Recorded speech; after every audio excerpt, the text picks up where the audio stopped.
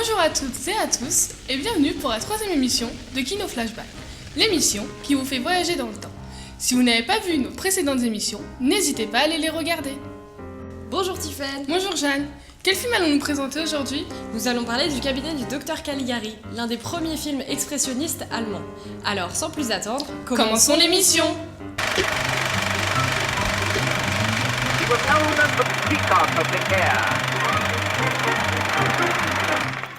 Le docteur Caligari expose Césarée dans une fête foraine dans les années 1830.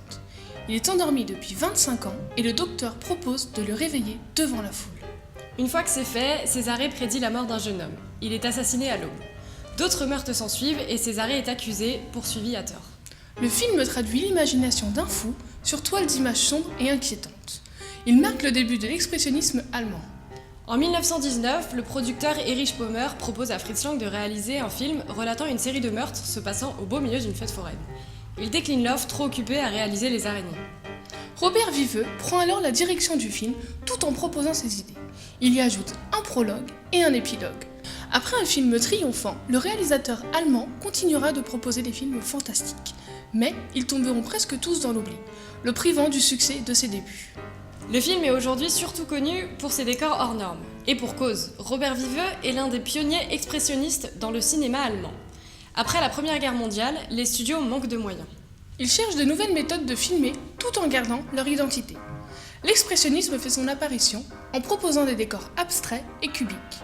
Ils jouent beaucoup sur les ombres et les symbolismes pour créer un relief dans leurs films. Outre le manque de moyens, l'expressionnisme déclenche une réelle remise en question chez de nombreux cinéastes. Ils prônent un changement drastique et l'envie de se renouveler par le biais de nouveaux moyens et de styles. Ils réfléchissent ensemble au futur qu'ils veulent donner à leur cinéma. L'expressionnisme aborde des sujets comme la folie, la trahison et l'étrange. Dans l'acte 2, le docteur Caligari présente Césarée à la foule pour la toute première fois. Le décor est sombre et dévoile une ambiance oppressante. Tout le monde s'est déplacé pour découvrir le somnambule. La musique est angoissante et le docteur semble être pris par une crise de folie. Il fait de grands gestes vers le rideau, ce qui accentue l'idée de mystère. On ne sait pas encore qui va nous être présenté. Une fois que Césarée arrive, le mystère est levé, mais l'angoisse ne redescend pas. Il est habillé tout de noir et porte un maquillage prononcé sur ses yeux. Cette scène est annonciatrice de l'ambiance qui va régner pendant tout le reste du film.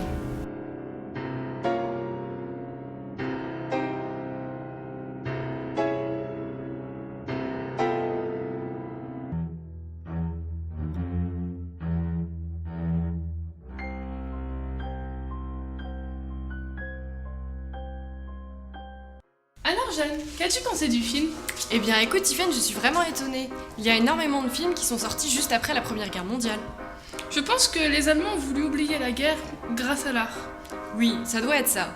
Et il y a énormément d'autres films, comme par exemple Nosferatu ou Metropolis.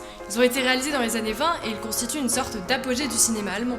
Oui, ils évoquent aussi beaucoup la folie et le rêve. Absolument. Et ce film me fait beaucoup penser au Docteur Mabuse de Fritz Lang. Il y a énormément de similitudes entre les deux films. Déjà entre les médecins et aussi beaucoup dans les décors, tu ne penses pas ? Oui, j'y avais aussi fait attention. Merci d'avoir suivi Kino Flashback, l'émission qui vous fait voyager dans le temps.